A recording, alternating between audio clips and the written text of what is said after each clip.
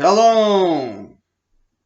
Estamos dando início a mais um dia juntos, mais um dia de aula, mais um momento para aprender muito mais, crescer, avançar, né? E hoje, esta aula é direcionada para o pastor Márcio Malvécio, que está ali em Londres, não é? Pastor que está ali em Londres e que é nosso aluno, que estamos tendo a oportunidade de compartilhar com ele alguns assuntos dentro de uma proposta de uma especialização em Novo Testamento. Vamos então dar continuidade à nossa aula de exegese do Novo Testamento, lembrando que hoje, no final da aula, no finalzinho, nós iremos fazer um exercício prático, explorando um texto, que até foi uma sugestão do pastor Márcio, em Romanos 8, que será muito importante. Vou deixar isso para o final, porque vai ser uma exploração e nós vamos pegar léxico, nós vamos pegar a chave linguística Novo Testamento grego, vamos pegar o dicionário Strong, para podermos então ampliar a questão vocabular e também o desenvolvimento gramático dos assuntos concernentes ao texto que estaremos desenvolvendo numa exegese. Amém? Então vamos a partir do capítulo da página 215, no ponto 9.1, ou ponto, vamos mesmo do passo 9, né? O ponto 9 aqui, determine as características formais da epístola.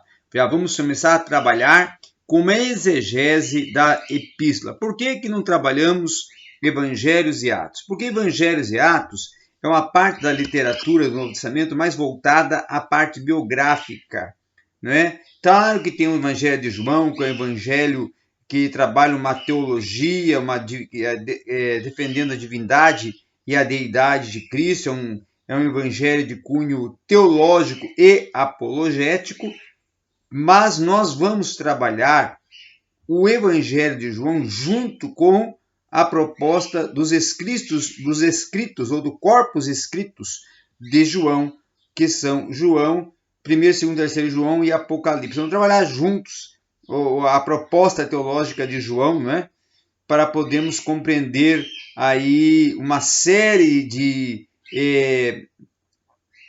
vamos assim, expressões e desenvolvimentos gramaticais e propostas teológicas que desenvolve João dentro da sua teologia joanina, não é? Então, muito bem, vamos agora para fazendo exegese nas epístolas. Então, todo documento neotestamentários, todo o cânon do Novo Testamento, todo o material que compõe o corpus escritos canônico do neotestamentário, seja epístolas, eles são de caráter um pouco diferente. Por quê? Porque eles possuem questões relacionadas à parte da didascalia, da doutrina, não é? E tratam de orientações, de conselhos, instruções, ensinos para questões específicas e para um público específico e para uma circunstância específica, né? Então, alguns até vão parecer um panfleto, outros vão parecer uma carta, outros vão ter um sentido de um aconselhamento, de uma instrução poemênica, e vão construir um desenvolvimento e um aparato que vai levar o leitor, vai levar o público-alvo, que é aqueles que estão recebendo a epístola, a uma advertência, a uma orientação, a uma indicação, a uma formatação em um aspecto que estiver propondo, no caso, o autor da epístola, né? Outra questão também importante são os aspectos formais, né? Os aspectos formais numa epístola, na antiguidade, eles tinham a proposta de determinar cada parte da passagem, ou seja, a parte que a passagem está pertencente, né? Ou seja, a passagem ela tem um sentido específico, porque a cada passagem a carta vai se desdobrando e vai tendo uma especificidade que identifica a divisão fraseal e contextual de todo o capítulo. Tá? As características retóricas são, inclusive, em grau diverso, porque às vezes você vai encontrar em grau maior ou menor, dependendo do autor, dependendo também o conteúdo e o desenvolvimento e a proposta da epístola. No caso das epístolas paulinas, do apóstolo Paulo, em particular, por ser o maior, vamos assim, volume de conteúdos, as epístolas paulinas sendo 13, né, elas vão trabalhar muitas questões de artifícios de retórica. Paulo trabalha muito com retórica, tá? Com aquela construção em forma de escopo, em forma de arcabouço, em forma de um esboço. Então, é muito importante algumas alterações na argumentação, que são muitas vezes alguns parágrafos que são introduzidos, né? Também alguns elementos de diatribe, de quiasmo, de jogo de palavras, né?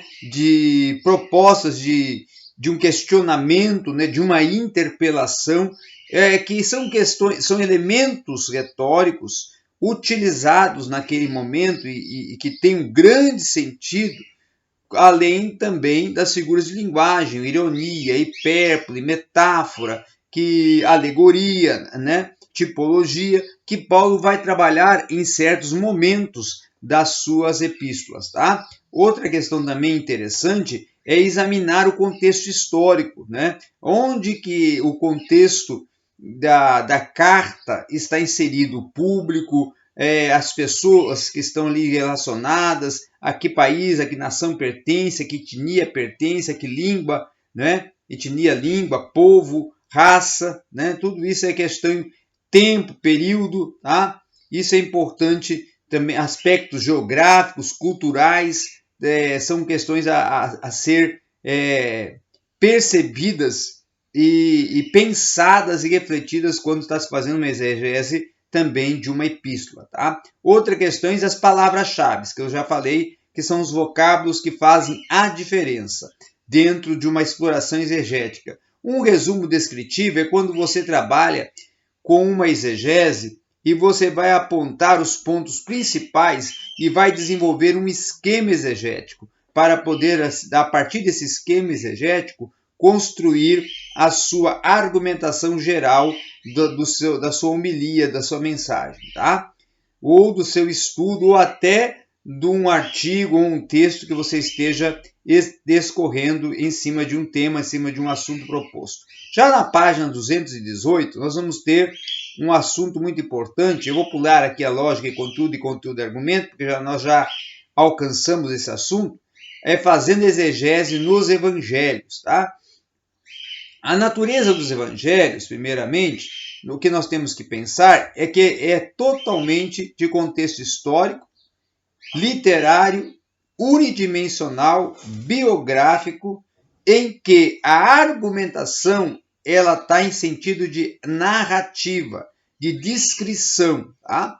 Então, os autores do evangelho, eles trabalham com um contexto histórico que muitas vezes ele pode ser bidimensional, tridimensional, e muitas vezes também ele pode estar envolvido a questões circunstanciais do período, do tempo, no aspecto sociocultural, sócio-histórico, sócio-religioso. Por quê? Porque trabalham com um contexto totalmente de aferição histórica. Tá? Então, por exemplo, aqui até fez um gráfico muito bom o autor, fazendo para nós possamos compreender num traçar, tá?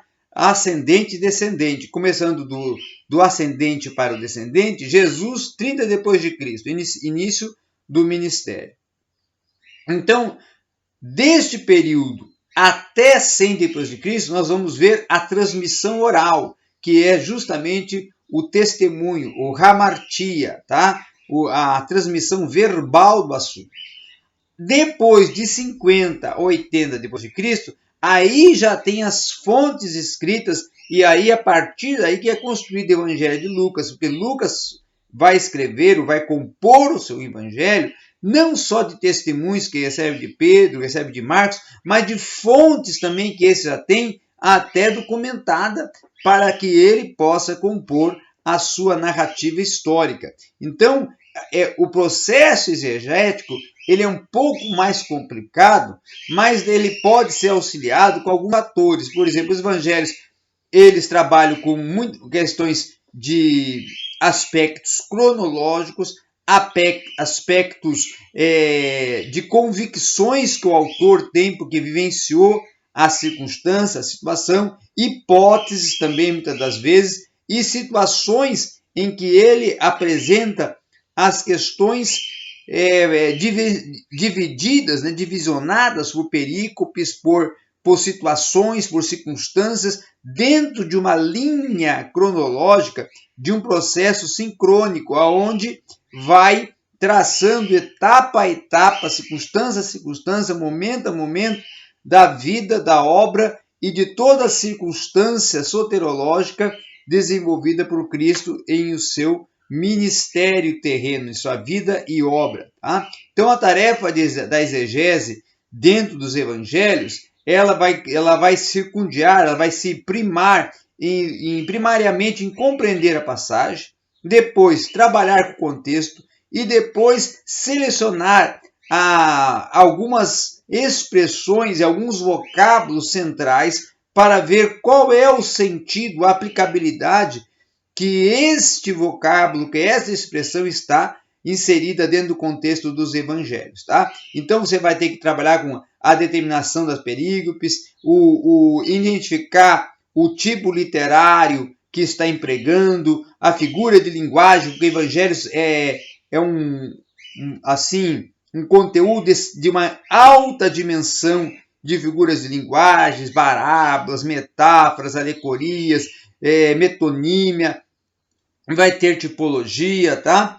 Vai ter síntese, tá? Vai ter sinédoque. Então são essas figuras de linguagens que tem que ter um cuidado para saber como elas estão inseridas e quais são os sentidos que elas estão empregando dentro do texto. Então isso é uma questão muito importante quando se trabalha, tá? Inclusive aqui o autor até acrescenta duas outras figuras de linguagem que eu não citei, como a hipérbole, a ironia, o paradoxo. Eu ainda vou fazer uma aula só sobre figuras de linguagem para que possa compreender a dimensão e o sentido aplicativo de cada uma figura de linguagem, o que vem a significar e como se aplica dentro de um contexto geral de um livro específico, ou evangelho, ou epístola, onde estiver inserida, tá?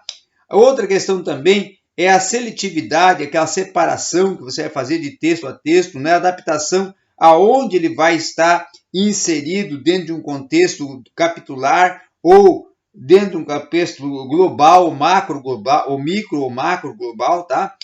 O arranjo é, no caso, um enredo, como que ele está desenvolvido no sentido teológico, no sentido de organização, de desenvolvimento, de construção do capítulo e da frase, tá ok? Outro ponto também interessante a apontarmos é a análise da perícope e do contexto narrativo, ou seja, como é que aquela perícope, aquele texto narrativo que está desenvolvido, quais as argumentações que estão seguindo, quais as propostas que o autor está empreendendo.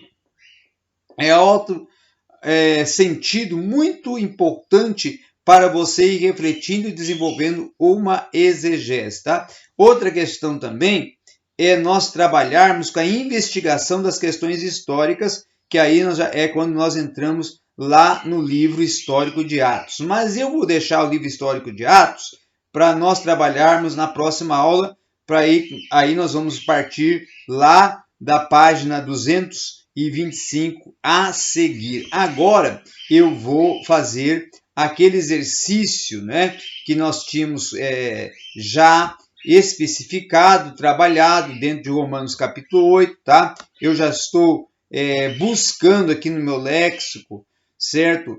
O Romanos capítulo 8, tá? Para nós podermos trabalhar de uma forma mais organizada, nós vamos explorar todo o texto trabalhando com essas três ferramentas muito importantes para mim, que são a chave linguística, tá? Uma chave linguística é algo imprescindível, nós vamos trabalhar com ela. Depois da chave linguística, nós vamos trabalhar também em paralelo com o dicionário de Strong, porque vai nos dar a possibilidade de compreender o que o vocábulo expressa, qual o sentido expresso, tá? E vamos, em algum momento, também estar utilizando o léxico, né? Porque o léxico vai nos levar por um caminho ainda mais sólido em algumas questões, tá? Então, é muito importante nós observarmos essas questões que estão aí propostas. Então, nós vamos trabalhar em Romanos capítulo 8, e já estamos aqui pegando a Bíblia, a King James, tá? Que eu gosto muito de trabalhar com ela, devido a ela estar muito próxima e ela seguir a linha de proposta do texto massorrético, né?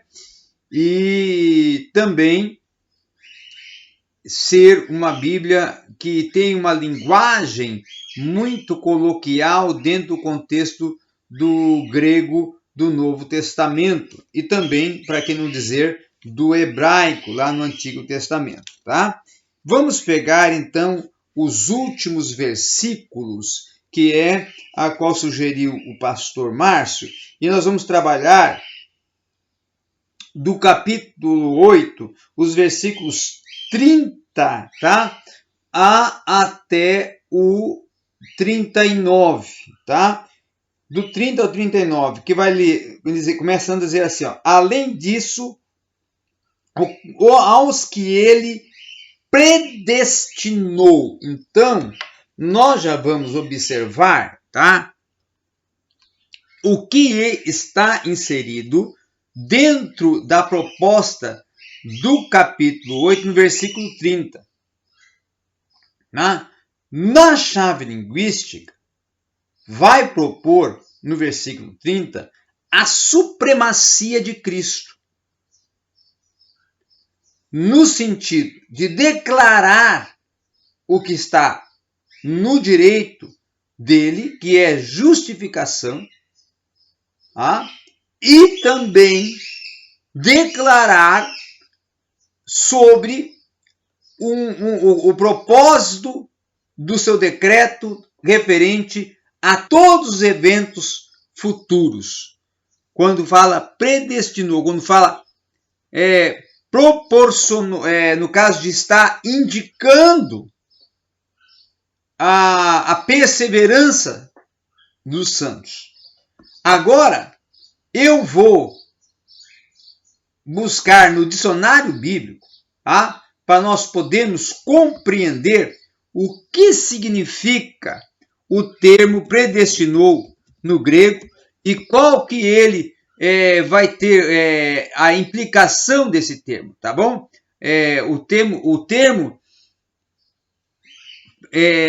no caso, nós vamos buscar o verbo. Nesse caso, você não busca já a efetivação do verbo, mas o verbo predestinar, tá? E o que quer dizer no dicionário o termo aplicado para predestinação ou predestinar é prognosco, tá? Então, o que é predestinou no original grego? Ter conhecimento de antemão, prever, daqueles que Deus elegeu para a salvação, e também predestinar. Mas, quando nós vamos lá para o William Mose, aí nós vamos trabalhar também uma outra aplicabilidade, que aí nós estamos no léxico. Aí eu coloco lá predestinar também, e vou ver aqui no William Mose já uma outra aplicabilidade, que vai me conceder uma outra percepção, tá bom? E é importante buscar esses paralelos para eu ir percebendo algumas questões, tá? E aí você surge aí uma interrogação. Olha aqui, ó. No léxico, o termo que está aqui, prognosco, tá? Ele vai ter um sentido muito ainda maior, porque ele pode alcançar uma demarcação, uma limitação de antemão e uma designação definitiva e ordenar antecipadamente. Aí agora eu vou explicar o sentido que muitas vezes o calvinismo confunde e vai dizer que a pessoa já está garantida a salvação. Não é isso, não. Mesmo esses verbos dando esses indicativos, raciocine aqui comigo. Raciocine aqui comigo. O que quer propor o apóstolo Paulo? Além disso, aos que ele predestinou, a estes também o chamou. Ou seja, chamou, chamar, é um verbo relacionado e ligado à soteria, à salvação, à convocação. Então, houve o convite, houve a aceitabilidade, houve a conversão e o arrependimento, e agora houve a justificação, e nesta condição ele está garantido na condição de vida eterna. Porém, ele pode, no livre-arbítrio, negar ou aceitar, querer ou não querer. E se ele falhar e pecar no meio dessa caminhada, perde. Perde. Por quê? Porque essa predestinação não implica que ele esteja garantido totalmente, completamente e incondicionalmente no aspecto salvífico. Tá? Isso é muito importante nós atentarmos no âmbito teológico. Outra questão aqui no versículo também é a justificação. Justificou e depois glorificou. Então, esse versículo, ele está inserido dentro do processo salvífico, das etapas. Conversão, garantia de vida eterna, predestinação, tá? Predestinação no sentido de garantia de vida eterna, mas garantia condicional, tá? E também a justificação e a glorificação. E aí nós vamos buscar aqui primeiro no léxico o termo justificar, para você entender no grego qual é a amplitude desse termo. O termo dikaiosno, tá? Ou dikaios, que é o termo genitivo, para justificar é declarar justo, tá? Considerar como inocente, aceitar como reto, é o que está expresso em Romanos 8:30. Aceitar como reto, e também pode, na voz passiva, colocar considerado inocente, absolvido.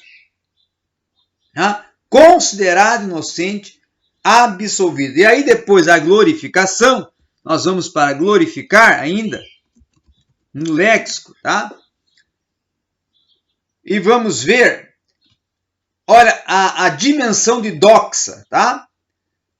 É pensar, supor, julgar, exaltar, magnificar, adorar, dotar de dignidade ou majestade, distinção, excelência e majestade, e até pode estado de beatificação, no caso, que pode até alcançar essa condição e esse estado de beatificação no sentido de santificação, tá? De santidade, tá?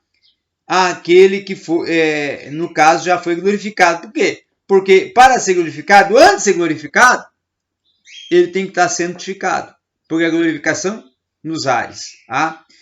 E aí eu vou aqui ainda colocar no dicionário agora do Strong ainda justificar e glorificar para nós podermos compreender também no dicionário. Nós estamos trabalhando com bastante, vamos assim, amplitudes de busca, tá? Aí nós vamos ter o termo desatar, tá? Que ele vai trazer o seguinte: fazer parecer justo, tornar justo, promover justiça em alguém através da sua justificação, tá? Então, é algo muito importante essa aplicabilidade. O outro também que eu vou agora é já voltar para a chave linguística. E vamos aí ver que aí na chave linguística já alcançou o que tinha proposto o Heinecker na sua chave linguística, tá? E aí nós saímos aqui do versículo 30 e vamos para o versículo 31, que vai dizer, aí vem as duas perguntas, as duas interpelações, né? Que ele vai dizer assim: o que diremos então a essas coisas?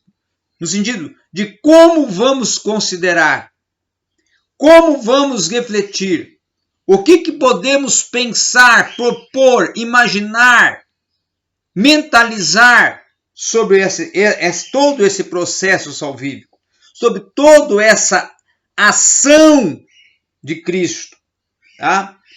E aí vem a exclamação: se Deus é por nós, quem será contra nós? Por quê? Então, se tudo isso está ocorrendo, se todo esse contexto de intervenção salvífica nos concedendo toda essa condição a qual já apresentamos no versículo 30 e na exposição do versículo 30, então nós temos uma segurança que nos dá a garantia de podermos exclamar que se Deus está em nós e Ele é por nós e luta e peleja por nós e está ao controle da nossa vida, não tem quem ser contra nós.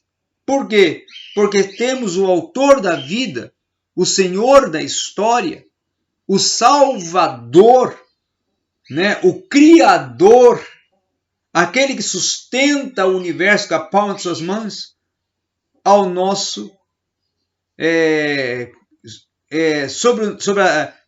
nos cuidando, nos guardando, nos protegendo, nos guiando, nos livrando, nos conduzindo, não é? Como nosso Senhor, como Senhor de nossa vida, como aquele que está conduzindo nossos passos. E aí eu ainda vou aqui no versículo 31, buscar na chave linguística o 31 e 32, que vai dizer que é uma partícula intensiva magnificando a quem? A Deus. E a sua graciosa intervenção por aqueles a qual ama. E aí nós podemos ainda...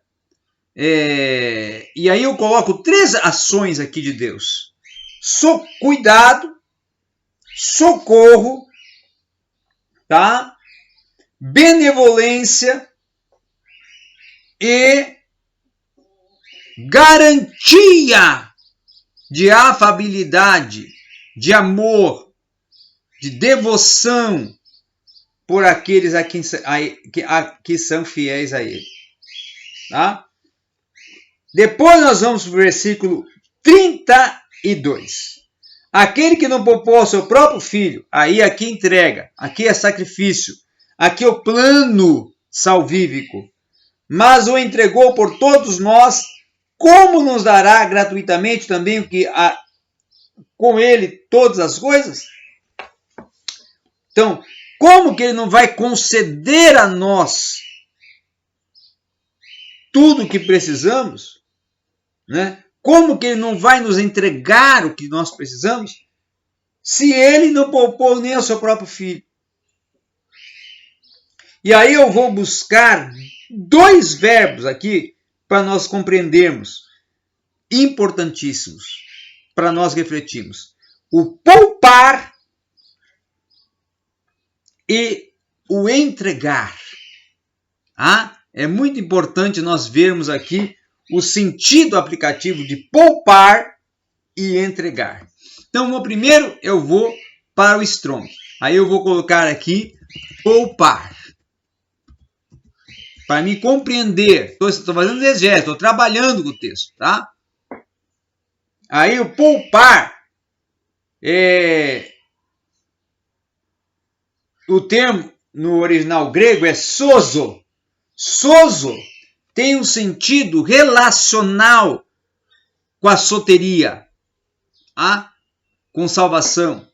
Então, poupar, ele está aplicado também a salvar, manter são e salvo, a resgatar do perigo, da destruição. Poupar está relacionado à preservação de alguém que está em perigo de destruição. Salvar, no sentido técnico lá na Bíblia, também pode ser aplicado o termo poupar. Poupar da morte eterna. Né?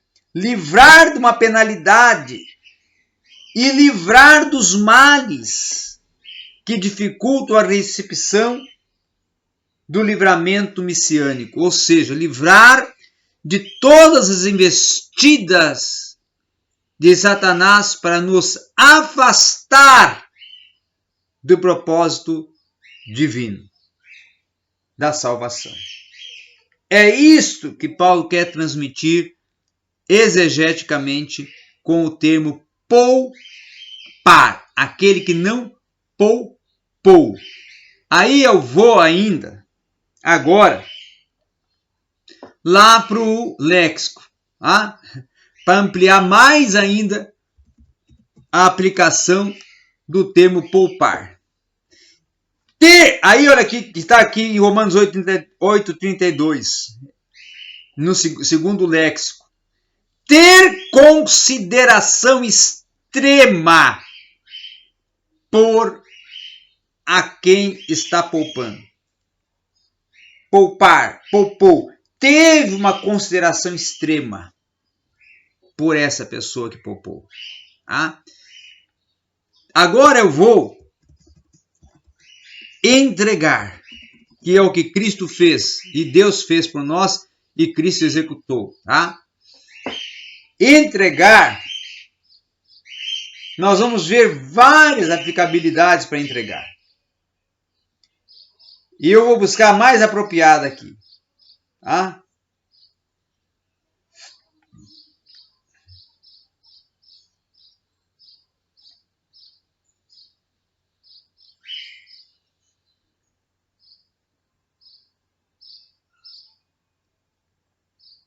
Olha aqui.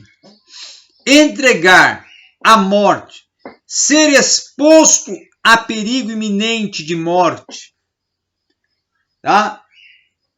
estar morto para estar libertando e intervindo sobre aqueles. Então, essa é a proposta lexical para o versículo 32. Aquele que não poupou, mas o entregou para morrer, para conceder o resgate. E ainda eu vou buscar o termo entregar no Strong, agora no dicionário grego do Novo Testamento, para ampliar ainda mais, que quer dizer escolazo, que vai dizer o quê? No sentido de entregar, vai colocar render-se, primeiro propósito, conceder o perdão, perdoar, doar-se livremente, apresentar-se para a morte e desenvolver uma ação de resgate incondicional. Então, vemos a dimensão que está a amplitude desse versículo 32 com essas duas palavras, poupar e entregar. Depois nós vamos para o 33. Quem acusará alguma coisa aos escolhidos de Deus? É Deus quem os justifica. Vou trabalhar aqui com acusar, que tem uma similar e é sinônimo de condenar, né? de indicar a condenação, de denunciar, de acusar, e depois justiça, aplicada a justificar, mas aqui eu vou colocar no aspecto de Deus fazendo a sua justiça, no aspecto judiciário, da intervenção judicial de Deus, no sentido da justificação, da amplitude da justificação. Então, eu vou colocar primeiro no léxico, tá? Acusar. Aí eu vou lá para o léxico, coloco acusar.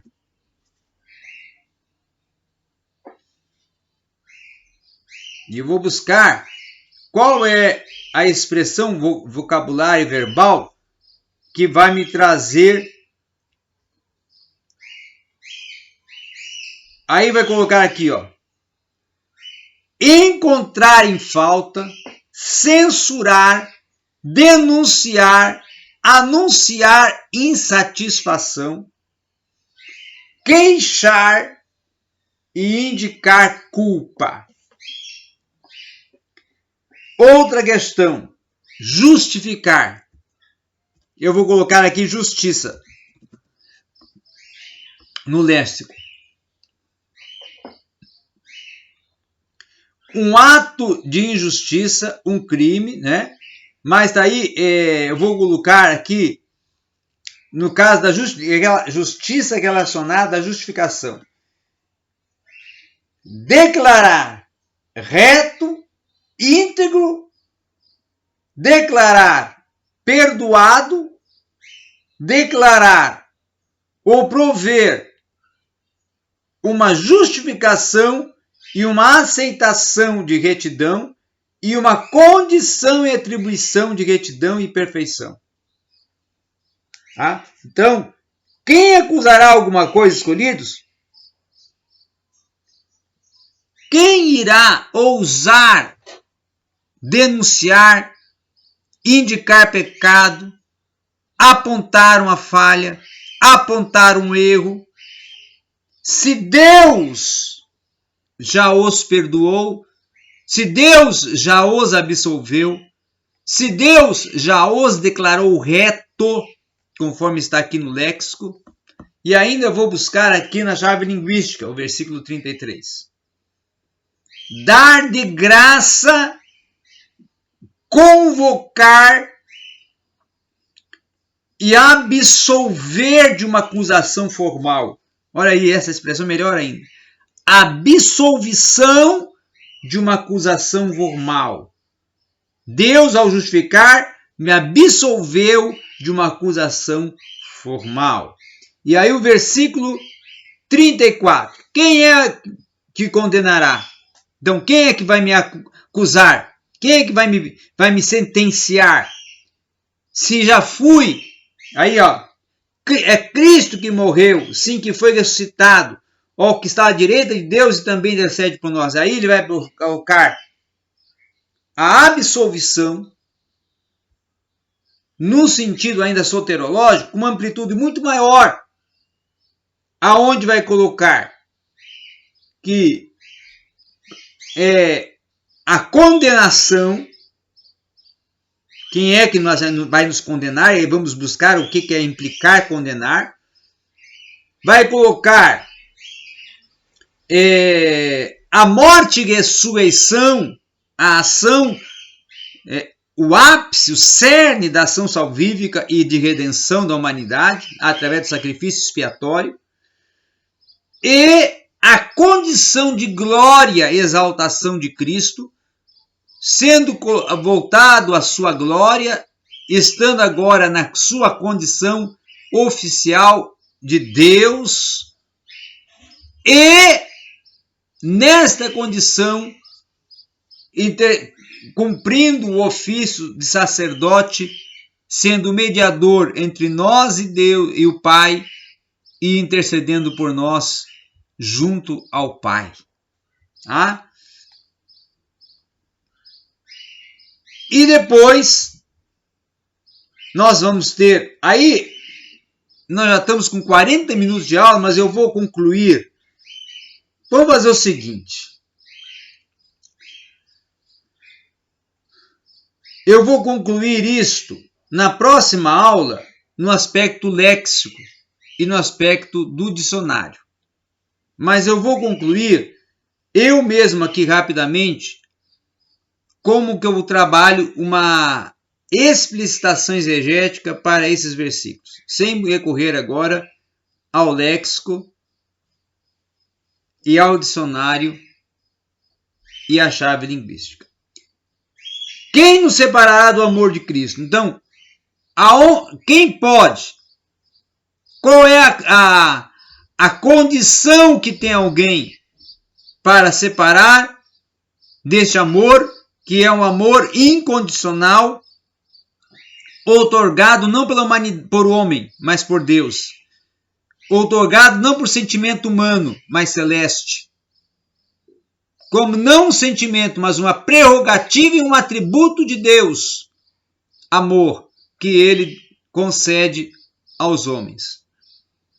Que ele entrega aos homens. O amor ágape. Será a tribulação, a tormenta, a aflição, as lutas, os entraves, os embates, as discórdias, as controvérsias, ou a angústia, a dor da alma, as aflições, as amarguras, os rancores, ou a perseguição, né? No sentido de discórdias, de pessoas que nos atingem, situações que nos confrontam e que nos levam a um estado de perseguição, a fome, a nudez, a perca da condição econômica e por fim, a fome,